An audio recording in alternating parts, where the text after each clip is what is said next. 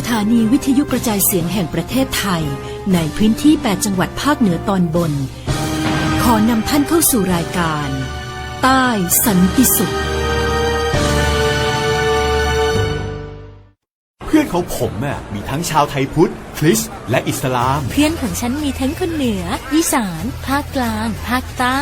ไม่ว่าจะภาคไหนศาสนาใดก็อยู่อย่างร่มเย็นใต้พระบรมโพธิสมภารของพระบาทสมเด็จพระเจ้าอยู่หัวพ่อหลวงของปวงไทยเพราะเราคือคนไทยและรักเมืองไทยสนับสนุนความสงบในจังหวัดชายแดนภาคใต้พี่จะพาน้องลองใต้สังคมพหุวัฒนธรรมต่างศาสนาแต่ใจเดียวกันชมทะเลสวยฟ้าใสที่ภาคใต้ชิมปลากุเลาตากใบขึ้นชื่อปลาชายแห่งปลาเค็มภาคใต้แหล่งผลิตวัตถุดิบอาหารสำคัญของโลกลิ้มรสผลไม้แสนอร่อย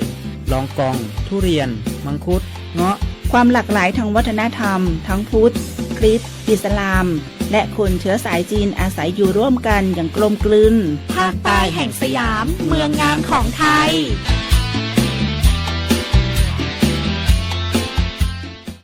นกกระดาษจากทั่วภูมิภาคที่คนไทยทุกคนช่วยกันพับขึ้นมาส่งไปแจกจ่ายให้กับพี่น้องชาวไทยใน3จังหวัดภาคใต้ย้อนกลับไปเมื่อปี 2547 รัฐบาลในสมัยนั้นมีแนวทางยุติความรุนแรงด้วยการเชิญชวนคนไทยทั่วประเทศพับนกกระดาษกว่า 62 ล้านตัวนำไปโปรยจากเครื่องบินสู่พื้นที่3จังหวัดชายแดนใต้เพื่อเป็นสัญลักษณ์ถึงการรวมพลังของคนทั้งประเทศที่ได้ส่งแรงใจให้กับคนในพื้นที่จังหวัดชายแดนภาคใต้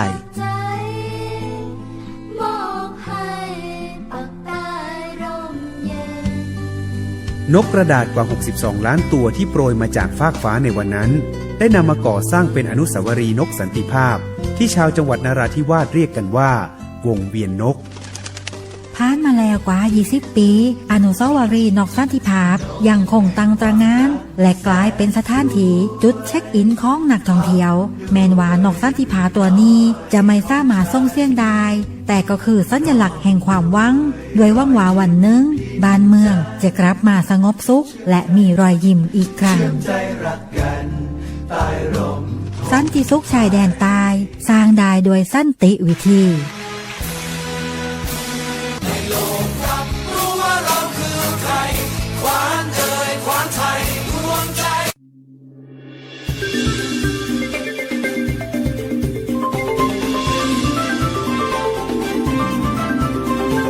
รายการใต้สันติสุขสวัสดีค่ะท่านผู้ฟังค่ะท่านผู้ฟังกำลังติดตามรับฟังรายการใต้สันติสุขนะคะรายการใต้สันติสุขนั้นเป็นรายการตามโครงการสร้างความเข้าใจและประสานความร่วมมือทั้งในและนอกจังหวัดชายแดนภาคใต้ประจำปีงบประมาณ 2569 ค่ะท่านกำลังติดตามรับฟังทางสถานีวิทยุกระจายเสียงแห่งประเทศไทยจังหวัดเชียงใหม่สำหรับในวันนี้นะคะท่านผู้ฟังดิฉันจะพาท่านผู้ฟังไปรู้จักกับชุมชนบาราโหมซึ่งที่นี่ค่ะเขาได้รับการขนานนามนะคะว่าเป็นแหล่งท่องเที่ยวสำคัญเชิงประวัติศาสตร์ซึ่งเป็นศูนย์รวมแหล่งโบราณสถานเก่าแก่กว่า500 ปีค่ะติดตามกันได้ในช่วงเวลาของรายการใต้สันติสุขในวันนี้ค่ะกว่า10 ปีของเหตุความรุนแรงในจังหวัดชายแดนภาคใต้เราสูญเสียอย่างมากทั้งชีวิตและทรัพย์สินทำอย่างไรที่เราจะก้าวผ่านความเจ็บปวดที่ผ่านมาขอเชิญชวนชาวไทยทุกคนมาร่วมจับมือกันก้าวผ่านความรุนแรงแสวงหาสันติสุขและมุ่งสู่อนาคตที่ดีกว่าเพื่อให้จังหวัดชายแดนภาคใต้กลับมามีรอยยิ้มอีกครั้งเพื่อนของผมมีทั้งชาวไทยพุทธคริสต์และอิสลามเพื่อนของฉันมีทั้งคนเหนืออีสานภาคกลางภาคใต้ไม่ว่าจะภาคไหนศาสนาใดก็อยู่อย่างร่มเย็นใต้พระบรมโพธิสมภารของพระบาทสมเด็จพระเจ้าอยู่หัวพ่อหลวงของปวงไทยเพราะเราคือคนไทยและรักเมืองไทยสนับสนุนความสงบในจังหวัดชายแดนภาคใต้พี่จะพาน้องลองใต้สังคมพหุวัฒนธรรมต่างศาสนาแต่ใจเดียวกันชมทะเลสวยฟ้าใสที่ภาคใต้ชิมปลากุเลาตากใบขึ้นชื่อปลาชายแห่งปลาเค็มภาคใต้แหล่งผลิตวัตถุดิบอาหารสำคัญของโลกลิ้มรสผลไม้แสนอร่อย ลองกอง ทุเรียน มังคุด เงาะ ความหลากหลายทางวัฒนธรรม ทั้งพุทธ คริสต์อิสลาม และคนเชื้อสายจีนอาศัยอยู่ร่วมกันอย่างกลมกลืน ภาคใต้แห่งสยาม เมืองงามของไทย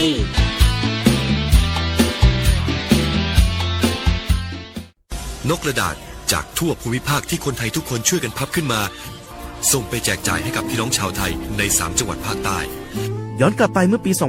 2547 รัฐบาลในสมัยนั้นมีแนวทางยุติความรุนแรงด้วยการเชิญชวนคนไทยทั่วประเทศพับนกกระดาษกว่า 62 ล้านตัวนำไปโปรยจากเครื่องบินสู่พื้นที่3จังหวัดชายแดนใต้เพื่อเป็นสัญลักษณ์ถึงการรวมพลังของคนทั้งประเทศที่ได้ส่งแรงใจให้กับคนในพื้นที่จังหวัดชายแดนภาคใต้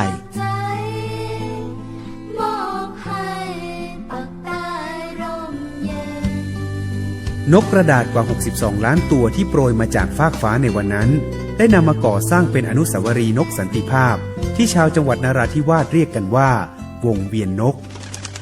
ผ่านมาแล้วกว่า 20 ปี อนุสาวรีย์นกสันติภาพยังคงตั้งตระหง่านและกลายเป็นสถานที่จุดเช็คอินของนักท่องเที่ยวแม้ว่านกสันติภาพตัวนี้จะไม่สามารถส่งเสียงได้แต่ก็คือสัญลักษณ์แห่งความหวังด้วยหวังว่าวันหนึ่งบ้านเมืองจะกลับมาสงบสุขและมีรอยยิ้มอีกครั้งสันติสุขชายแดนใต้สร้างได้โดยสันติวิธีโครงการสร้างความเข้าใจและประสานความร่วมมือทั้งในและนอกจังหวัดชายแดนภาคใต้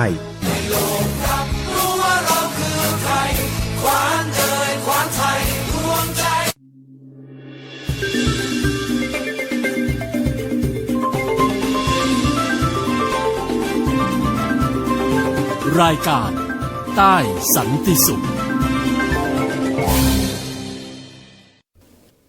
ชุมชนบาราโหมหรือว่าบ้านปาเระนะคะเป็นชุมชนที่มีประวัติศาสตร์เกี่ยวข้องกับรัฐปาตานีโดยมีการสันนิษฐานค่ะว่า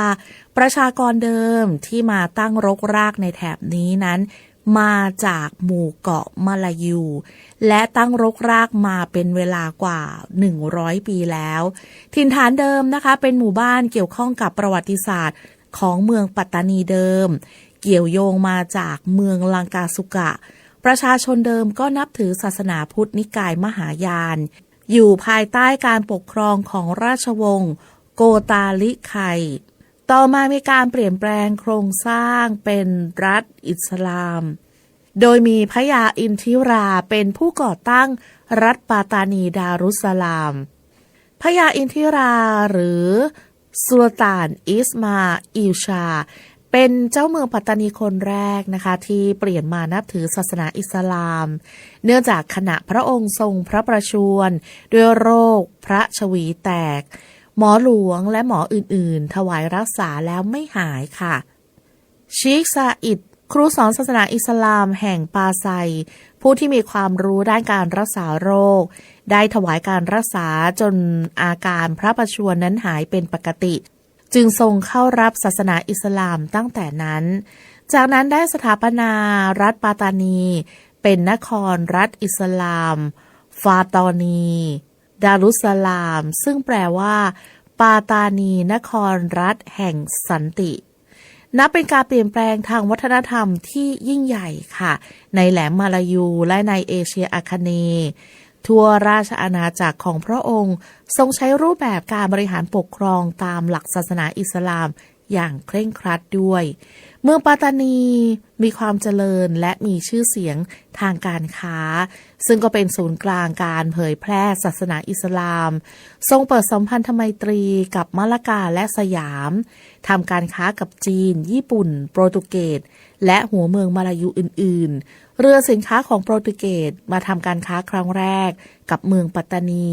ทำให้ชาวปัตตานีนั้นได้เรียนรู้ถึงเทคโนโลยีจากชาวตะวันตกค่ะโดยเฉพาะการทำปืนใหญ่ซึ่งก็ส่งผลให้กิจการหล่อปืนใหญ่ของเมืองปัตตานีมีชื่อเสียงเป็นอย่างมากจนกระทั่งเมื่อปี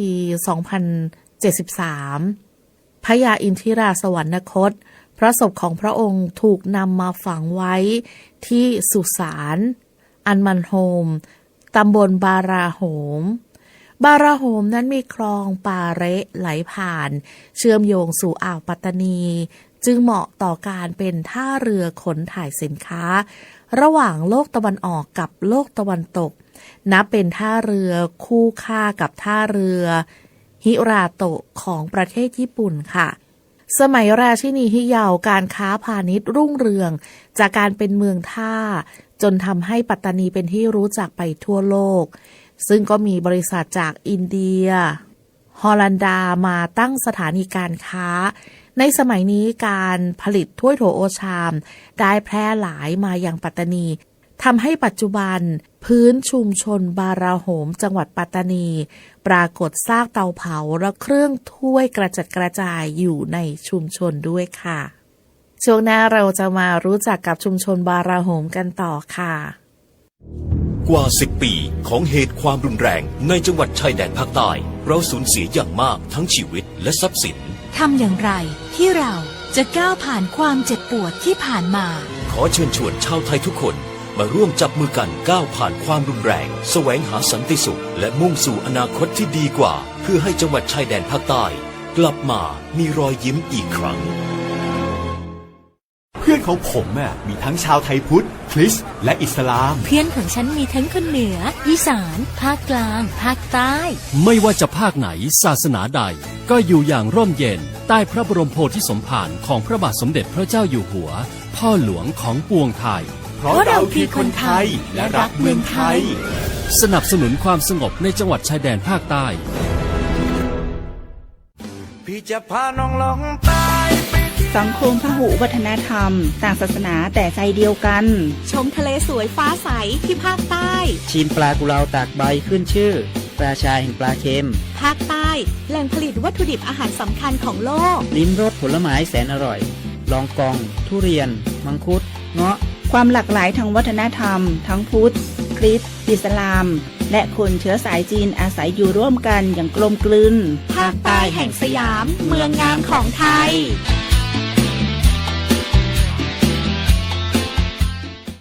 นกกระดาษจากทั่วภูมิภาคที่คนไทยทุกคนช่วยกันพับขึ้นมาส่งไปแจกจ่ายให้กับพี่น้องชาวไทยใน3จังหวัดภาคใต้ย้อนกลับไปเมื่อปี 2547 รัฐบาลในสมัยนั้นมีแนวทางยุติความรุนแรงด้วยการเชิญชวนคนไทยทั่วประเทศพับนกกระดาษกว่า 62 ล้านตัวนำไปโปรยจากเครื่องบินสู่พื้นที่3จังหวัดชายแดนใต้เพื่อเป็นสัญลักษณ์ถึงการรวมพลังของคนทั้งประเทศที่ได้ส่งแรงใจให้กับคนในพื้นที่จังหวัดชายแดนภาคใต้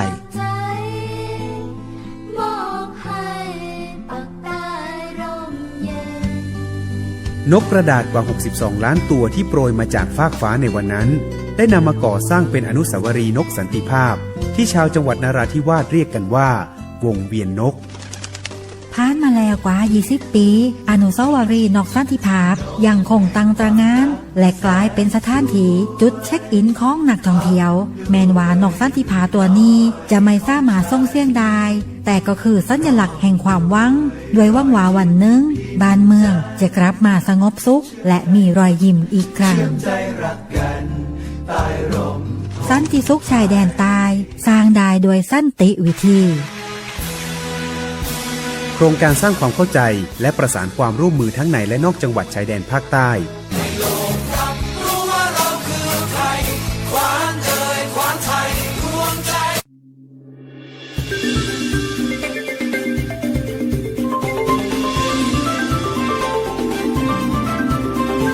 รายการใต้สันติสุขชุมชนบาราโฮมนั้นได้รับการขนานนามว่าเป็นแหล่งท่องเที่ยวสำคัญเชิงประวัติศาสตร์ที่ร้อยรัดร่องรอยอดีตกับปัจจุบันได้อย่างลงตัวเป็นศูนย์รวมแหล่งโบราณสถานเก่าแก่ร่วมกว่า500ปีในยุคสมัยที่ปัตตานีนั้นเป็นเมืองท่าที่รุ่งเรืองมีชาวต่างชาติทั้งอาหรับเปอร์เซียยุโรปเข้ามาขายเป็นจำนวนมากค่ะอีกทั้งยังมีโบราณสถานเช่นสุสานพญาอินทิราหรือสุลต่านอิสมาอิลชาสถานที่ฝังพระศพเจ้าเมืองปัตตานีองค์แรกที่นับถือศาสนาอิสลามและสถาปนาเมืองปัตตานีเป็นนครปาตานีดารุสสลามนอกจากนี้นะคะบาราโฮม ยังถือเป็นแหล่งท่องเที่ยวทางนิเวศและวัฒนธรรมที่สำคัญของจังหวัดปัตตานีด้วย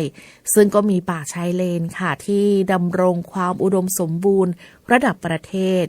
สามารถที่จะเที่ยวชมดูนกทะเลนานาชนิดและยังได้เรียนรู้ถึงวิธีการทำประมงพื้นบ้านสัมผัสวิถีชีวิตที่งดงามและเรียนรู้วัฒนธรรมของคนปัตตานีดั้งเดิมพื้นที่ชุมชนบาราโหมนะคะมีลักษณะเป็นพื้นที่ชานเมืองมีชายหาดขนาดเล็กแต่ไม่ได้เป็นหาดท่องเที่ยวค่ะบริเวณชายฝั่งทะเลสามารถที่จะเพาะเลี้ยงสัตว์น้ำได้ดีสภาพพื้นที่โดยรวมนั้นเป็นที่ราบลุ่ม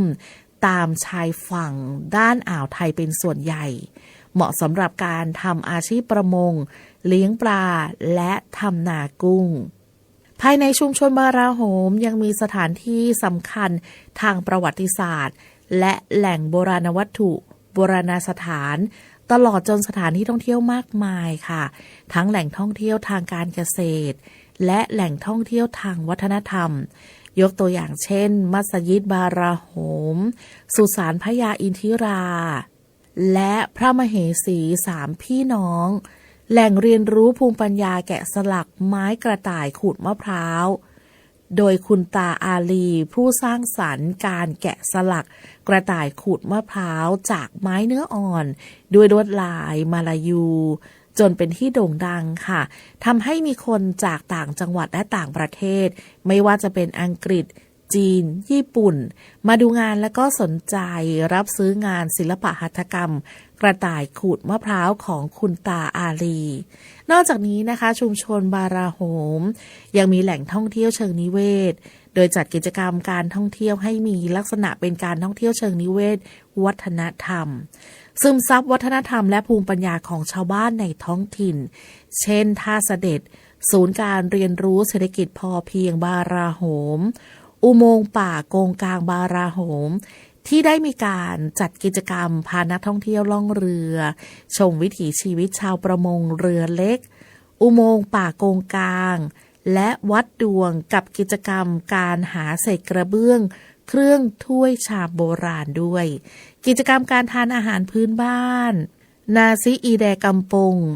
เปิบด้วยมือค่ะและก็กิจกรรมการทำผ้าบาติกด้วยบล็อกไม้เป็นต้นค่ะพักฟังสปอตที่น่าสนใจ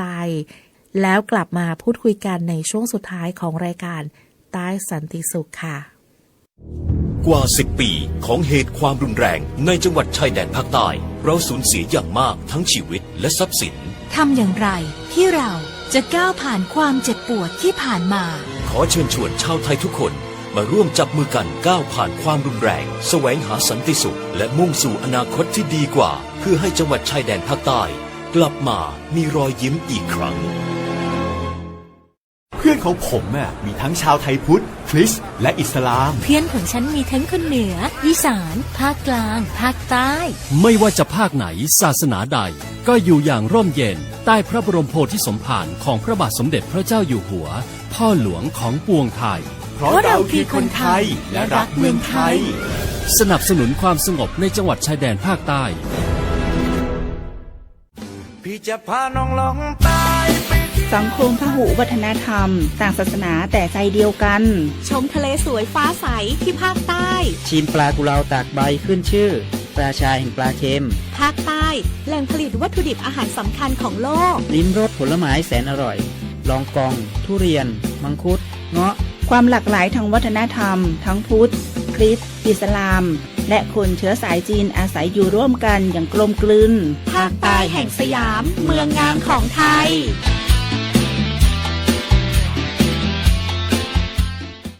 นกกระดาษจากทั่วภูมิภาคที่คนไทยทุกคนช่วยกันพับขึ้นมาส่งไปแจกจ่ายให้กับพี่น้องชาวไทยใน3จังหวัดภาคใต้ย้อนกลับไปเมื่อปี 2547 รัฐบาลในสมัยนั้นมีแนวทางยุติความรุนแรงด้วยการเชิญชวนคนไทยทั่วประเทศพับนกกระดาษกว่า 62 ล้านตัวนำไปโปรยจากเครื่องบินสู่พื้นที่3จังหวัดชายแดนใต้เพื่อเป็นสัญลักษณ์ถึงการรวมพลังของคนทั้งประเทศที่ได้ส่งแรงใจให้กับคนในพื้นที่จังหวัดชายแดนภาคใต้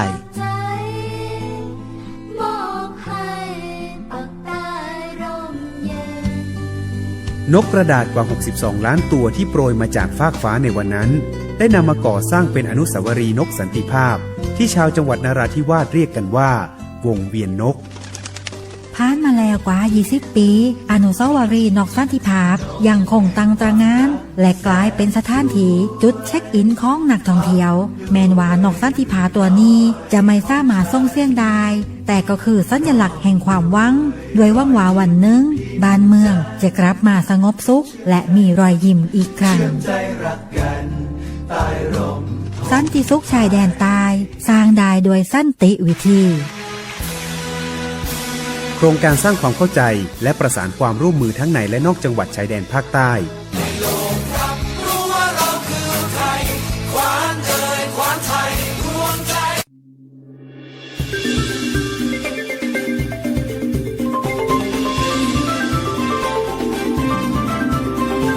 รายการใต้สันติสุขชุมชนบาราโฮมนะคะมีการปลูกฝังให้สมาชิกภายในชุมชนนั้นอยู่ร่วมกันอย่างสงบสุขไม่ทะเลาะเบาะแว้งค่ะถ้าหากว่าเกิดเรื่องทะเลาะวิวาทกันขึ้นผู้นำชุมชนนั้นจะทำหน้าที่ในการบอกกล่าวตักเตือนไม่ให้เกิดข้อวิวาทกันอีกการปลูกฝังให้รู้จักให้อภัยกันสร้างความสามัคคีในหมู่เครือญาติเวลามีงานประเพณีสำคัญเช่นการทำกิจกรรมประเพณีกวนอาซูรองานเมาลิดงานละศีลอดขึ้นบ้านใหม่งานแต่งงานชาวบ้านในชุมชนนะคะจะร่วมแรงร่วมใจกันมาช่วยเหลือกันจนงานนั้นเสร็จสิ้นชุมชนบาราโฮมมีประเพณีพิธีกรรมสำคัญที่คนในชุมชนปฏิบัติสืบทอดกันมาเป็นระยะเวลานานทั้งประเพณีทางศาสนาประเพณีในรอบปีประเพณีที่มีความเกี่ยวข้องกับชีวิตของชาวบาราโฮมตั้งแต่เกิดจนตายค่ะผู้ที่ชื่นชอบทางธรรมชาติและงานหัตถกรรมสามารถที่จะเดินทางมาเรียนรู้ประสบการณ์ในกิจกรรมการท่องเที่ยวชุมชนที่มีให้เลือกมากมายนะคะไม่ว่าจะเป็นการล่องเรือดูวิถีชีวิตคนริมฝั่งคลองและอ่าวปัตตานีในยามเช้าอากาศเย็นสบายค่ะซึมซับภาพชาวประมงออกหาปลาสุสานเจ้าแม่ลิ้มกอเหนียวในชุมชนท่องเที่ยวบาราโฮมแล้วก็เลียบชายฝั่งไปชมอุโมงค์ป่าโกงกางที่สวยงามค่ะนอกจากนี้นะคะยังมีกิจกรรมเที่ยวบ้านปาเระเรียนรู้ประวัติศาสตร์เก่าแก่และเยี่ยมชมภูมิปัญญาท้องถิ่นฟังเรื่องราวประวัติศาสตร์ปาตานีดารุสลามชมสุสานของบุคคลสำคัญในอดีตชมงานหัตถศิลป์ของช่างฝีมือเช่นการประดิษฐ์กระต่ายขูดมะพร้าวเครื่องดนตรีทำมือและการทำว่าวที่วิจิตรสวยงามการแกะสลักเชิงชายลายมาลายูท้องถิ่นอิ่มตาอิ่มใจกันไปแล้วจะได้อิ่มท้องกันต่อด้วยการรับประทานอาหารพื้นถิ่นฝีมือชาวบ้านค่ะซึ่งก็ประกอบด้วยแกงเหลืองปลาโอปลาคองแงทอดยำคาบูซึเปะบูดูทรงเครื่องผักลวกและขนมอาเกาะจากนั้นจะได้ร่วมทำกิจกรรมทำขนมโบราณด้วยนะคะทำผ้ามัดย้อมโดยกลุ่มบาราโฮมบาซาที่มีสมาชิกเป็นเยาวชนนอกระบบนอกจากนี้ยังสามารถที่จะเลือกซื้อผลิตภัณฑ์ชุมชนเป็นของฝากของที่ระลึกเสื้อผ้าเครื่องประดับที่มีลวดลายสวยงามค่ะมีการแกะลวดลายจากเศษกระเบื้องถ้วยชามโบราณด้วยเราได้รู้จักชุมชนบาราโฮมกันมากขึ้นแล้วนะคะว่าที่นี่มีประวัติศาสตร์ที่ยาวนานและเป็นอีกหนึ่งชุมชนที่ถ้าหากว่าท่านได้ไปเยือนทางภาคใต้ที่ปัตตานีต้องไม่พลาดนะคะต้องไปเที่ยวชมความงดงามที่ชุมชนบาราโฮมให้ได้สักครั้งหนึ่งวันนี้ช่วงเวลาของรายการใต้สันติสุขหมดเวลาลงเพียงเท่านี้แล้วขอบพระคุณสำหรับการติดตามรับฟังรายการแล้วกลับมาพบเจอกันใหม่โอกาสหน้านะคะสวัสดีค่ะกว่า10 ปีของเหตุความรุนแรงในจังหวัดชายแดนภาคใต้เราสูญเสียอย่างมากทั้งชีวิตและทรัพย์สิน ทำอย่างไรที่เราจะก้าวผ่านความเจ็บปวดที่ผ่านมาขอ อเชิญชวนชาวไทยทุกคนมาร่วมจับมือกันก้าวผ่านความรุนแรงแสวงหาสันติสุขและมุ่งสู่อนาคตที่ดีกว่าเพื่อให้จังหวัดชายแดนภาคใต้กลับมามีรอยยิ้มอีกครั้ง เพื่อนของผมมีทั้งชาวไทยพุทธคริสต์และอิสลาม เพื่อนของฉันมีทั้งคนเหนืออีสานภาคกลางภาคใต้ ไม่ว่าจะภาคไหนศาสนาใด ก็อยู่อย่างร่มเย็นใต้พระบรมโพธิสมภารของพระบาทสมเด็จพระเจ้าอยู่หัวพ่อหลวงของปวงไทย เพราะเราคือคนไทยและรักเมืองไทย สนับสนุนความสงบในจังหวัดชายแดนภาคใต้ พี่จะพาน้องลองใต้ไป สังคมพหุวัฒนธรรมต่างศาสนาแต่ใจเดียวกัน ชมทะเลสวยฟ้าใสที่ภาคใต้ ชิมปลากุเลาตากใบขึ้นชื่อปลาชายแห่งปลาเค็ม ภาคใต้แหล่งผลิตวัตถุดิบอาหารสำคัญของโลก ลิ้มรสผลไม้แสนอร่อย ลองกอง ทุเรียน มังคุด เงาะ ความหลากหลายทางวัฒนธรรม ทั้งพุทธ คริสต์อิสลาม และคนเชื้อสายจีนอาศัยอยู่ร่วมกันอย่างกลมกลืน ภาคใต้แห่งสยามเมืองงามของไทย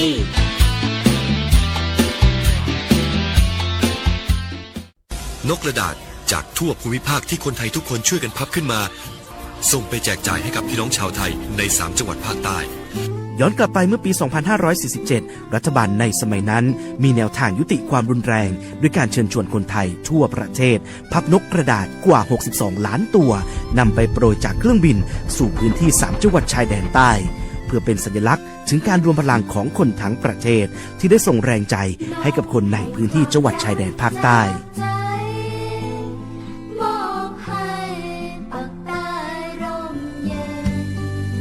นกกระดาษกว่า 62 ล้านตัวที่โปรยมาจากฟากฟ้าในวันนั้นได้นำมาก่อสร้างเป็นอนุสาวรีย์นกสันติภาพที่ชาวจังหวัดนราธิวาสเรียกกันว่าวงเวียนนกผ่านมาแล้วกว่า 20 ปี อนุสาวรีย์นกสันติภาพยังคงตั้งตระหง่านและกลายเป็นสถานที่จุดเช็คอินของนักท่องเที่ยวแม้ว่านกสันติภาพตัวนี้จะไม่สามารถส่งเสียงได้แต่ก็คือสัญลักษณ์แห่งความหวังด้วยหวังว่าวันหนึ่งบ้านเมืองจะกลับมาสงบสุขและมีรอยยิ้มอีกครั้งสันติสุขชายแดนใต้สร้างได้โดยสันติวิธี